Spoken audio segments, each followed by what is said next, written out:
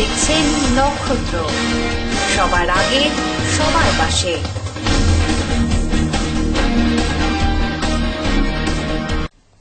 ফিরে এলাম বিরতির পর।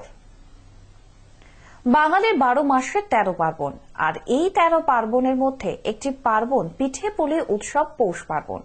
তাই সেই উপলক্ষে এখন গ্রাম বাংলায় মৃৎশিল্পীরা চরম ব্যস্ত হরেক রকমের পিঠা বানানোর সরঞ্জাম তৈরি করতে। এমনই টেরাকোটার গ্রাম বলে পরিচিত উত্তর দিনাজপুর জেলার কালিয়াগঞ্জের তরঙ্গপুর পালপাড়ার মৃৎশিল্পীরা এখন নাওয়া খাওয়া ভুলে ব্যস্ত বিভিন্ন ধরনের সরা তৈরি করতে। সাবেকি ধাঁচের সরার সাথে বাজারের সাথে পাল্লা দিয়ে নতুনত্ব সরা বানাচ্ছেন। প্রতি বছরই এই মৃৎশিল্পীরা শীতের সময় বাঙালিদের পিঠের আসরে নানান ধরনের পিঠের রসনায় তৃপ্তি দেওয়ার জন্য একে অপরকে টেক্কা দিয়ে বানিয়ে চলছে। প্রতি বছর এই সময় এই সরার খুব চাহিদা, তাই মৃৎশিল্পীরা খুবই উৎসাহ নিয়ে এই 4-5 ধরনের সরাগুলি বানিয়ে থাকে। এবারও তার ব্যতিক্রম নয়। মৃৎশিল্পীরা জানায় তাদের তৈরি এই সরাগুলি শুধু তারা কালিয়াগঞ্জেই নয়, কালিয়াগঞ্জ ছেড়ে পাড়ি দিচ্ছে জেলার বিভিন্ন হাটে বাজারেও। খোলা বাজারে 10 থেকে 15 টাকা দরে বিক্রি করে। মৃৎশিল্পীরা আরো জানায় তারা এই সরা বানিয়ে তাদের ভালোই লাভ হয়। বাপ ঠাকুরদার আমলের কাজ তারা চালিয়ে যাচ্ছেন। সারা বছর বিভিন্ন মাটির দ্রব্য তৈরি করলেও এই পৌষ মাসের সংক্রান্তি উপলক্ষে পিঠে বানানোর সরা বানাতে ব্যস্ত, কারণ সময় আর হাতে নেই। তুমি কি বানাচ্ছ? সরা। কিসের সরা? পৌষ পার্বণ সংক্রান্তি। কি কি ধরনের সরা বানাও? ছঞ্চ, তাওয়া, একশা, কড়াই, এগুলো বানাও নাকি? হ্যাঁ। এখন কেমন চাহিদা? এখন প্রচুর চাহিদা নাকি?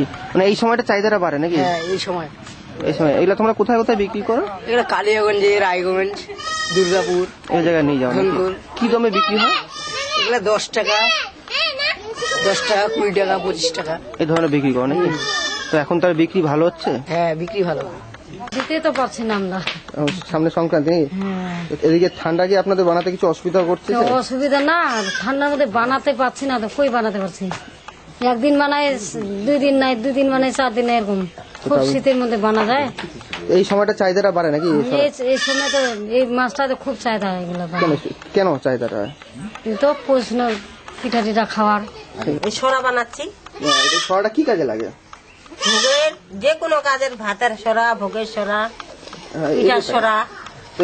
সামনে কি আছে যে এখন তো আপনাদের সংক্রান্তি, সেই জন্য বেশি বানাচ্ছে? বেশি বানাচ্ছি। হ্যাঁ। এগুলা কোথায় কোথায় বিক্রি করে? এদিকে কি হাটে বাজারে? হাটে বাজারে নাকি? হ্যাঁ। কি কি কি দামে বিক্রি করেন? 10 টাকা 20 টাকা, ঠিক নাই, যাক যেরকম দিতে পারি সেরকম বিক্রি হয়। এখন তাহলে সবাই বানাতে ব্যস্ত নাকি? হ্যাঁ হ্যাঁ, সব বানাইতে ব্যস্ত। শীতকাল মানে খেজুর গুড়ের পায়েস, মিষ্টি পিঠে পুলির সম্ভার বাঙালিদের ঘরে ঘরে। আর এই খেজুর গুড়ের চাহিদা পূরণে ব্যস্ত কারিগরেরা।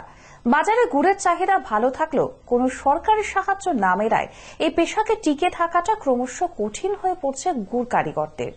শীতকালের সঙ্গে ওতপ্রোতভাবে জড়িয়ে রয়েছে মিষ্টি পিঠে পায়েসের স্বাদের অনুভূতি। আর এ সময় খেজুর গুড়ের নস্টালজিক অনুভূতি তো বাঙালির হৃদয়ে চিরন্তন।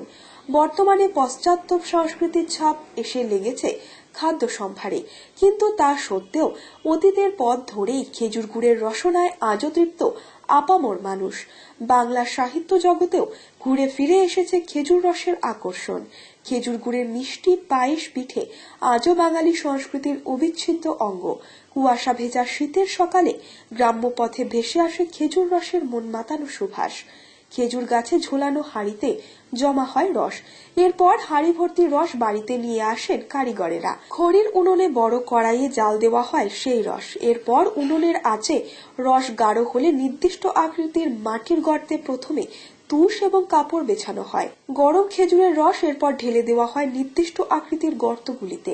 কয়েক ঘন্টা রাখার পর জমাট বেঁধে তৈরি হয় খেজুর গুড়। এরপর কাগজে মুড়ে সেই গুড় পাঠানো হয় দোকানে দোকানে।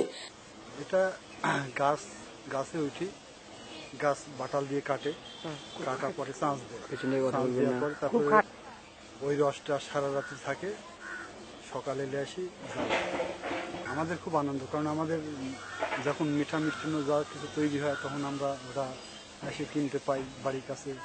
সামনে পৌষ সংক্রান্তি, তাতে আমাদেরও খাওয়া দাওয়ার অনুষ্ঠানটা এক খেজুর গুড়ের কারিগর জানান, শীতকালের বাজারে গুড়ের চাহিদা থাকায় কর্মব্যস্ততা বেড়ে যায় বহুগুণ। তবে সরকারি সাহায্য না মেলায় এই পেশায় টিকে থাকাটা ক্রমশ কঠিন হয়ে পড়েছে। খেজুরের গাছে হাঁড়ি লাগাই আর কি, হাঁড়ি লাগানোর পর তো রসটা হয়, রসটা হয়তো মনে করেন যে ডামে এনে জাল দেওয়া হয় তাফালে। কি কতক্ষণ ধরে জাল হয়? এইটা জাল মোটামুটি ধরেন ঘন্টা 4 লাগে। আচ্ছা, জাল করার পর কি করা হয়? জালটা করে যখন জিনিসটা ঘন হয়ে আসলো তখন একটা আলাদা জায়গায় একটা নামাতে হবে, একটা গাবলা টাবলা নামাতে হবে। সেটাতে মনে করেন যে মাটিতে ফর্মা করা আছে, সঞ্চয় করা আছে। ওখানে কি করে? সঞ্চয়তে মনে করেন যে বেশ সুন্দর করে ঘুটিয়ার তাক মতো আছে, একটা তাক মতো ওখানে ঢালা হয়। ওখানে ফার্স্টটাকে তুষ দেওয়া হয়, তারপরে ওর উপর বেশ সুন্দর কাপড় পেড়ে দেওয়া হয়, দিয়ে তারপরে ওর উপর ঢাললে মনে করেন যে 10-15 মিনিটের মধ্যে জিনিসটা আর কি জমে যায়। না, সরকারি ভাবে তো আমরা কোনো সাহায্য এখনো পাইনি। সাহায্য দিলে তো আমরা বেশ ভালো একটু উন্নতি হয় বলে মনে হয়। শীতের মরশুমে মিষ্টির দোকানগুলিতে খেজুর গুড়ের পায়েস, মিষ্টির সন্দেশের বিক্রিতে খুশি মিষ্টির দোকানের মালিকেরাও।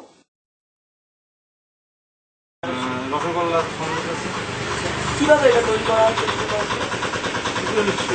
দুধ দিয়ে তৈরি করা হয়। এটা গুড় এবং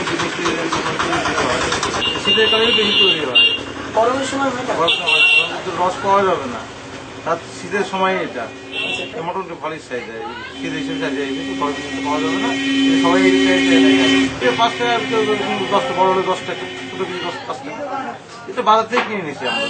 কচি কাঁচাদের উৎসাহ দিতে প্রতি বছরের ন্যায় এই বছরও জলপাইগুড়ি দক্ষিণ বামনপাড়ার পুবাচর গ্রামের ব্যবস্থাপনায় এই বছরও একটি বসে আঁকো প্রতিযোগিতার আয়োজন করা হয়েছে।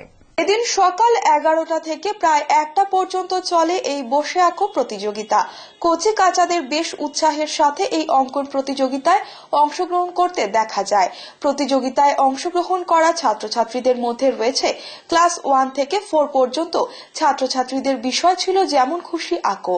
5ম থেকে 7ম শ্রেণী পর্যন্ত ছাত্রছাত্রীদের বিষয় ছিল যেমন খুশি আঁকো ও 8ম থেকে 10ম শ্রেণী ছাত্রছাত্রীদের বিষয় ছিল একটি শীতের সকাল। প্রতিযোগিতায় প্রায় 100 জন অংশগ্রহণ করেছে বলে জানায় ক্লাব কর্তৃপক্ষ।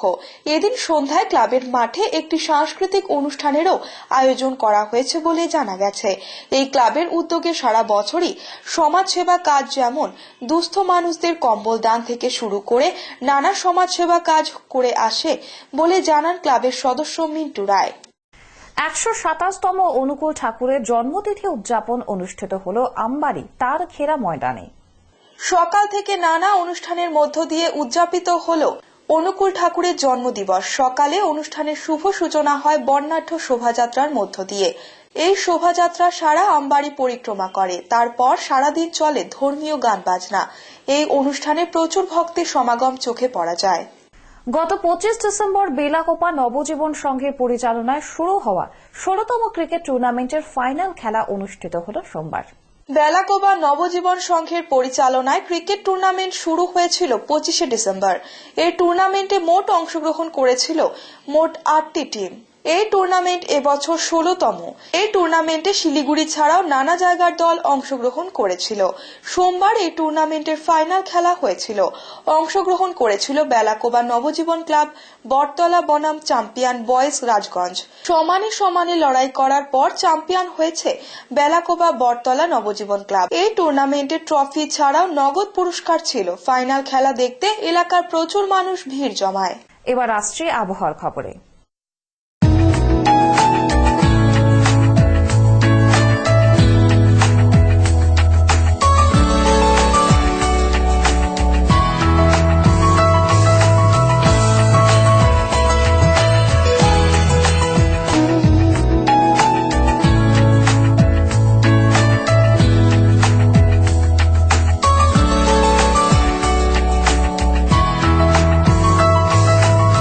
নক্ষত্র নিউজ এখনকার মতো এই পর্যন্তই। পরবর্তীতে আসবো আরো অন্যান্য গুরুত্বপূর্ণ খবরের সঙ্গে থাকুন, দেখতে থাকুন নক্ষত্র নিউজ।